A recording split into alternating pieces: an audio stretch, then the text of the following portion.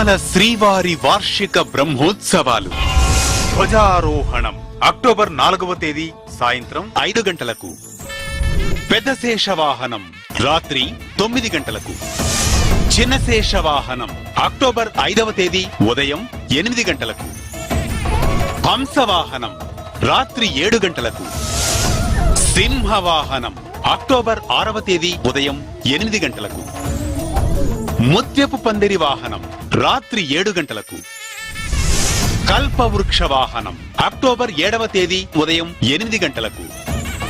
సర్వభూపాల వాహనం రాత్రి 7 గంటలకు.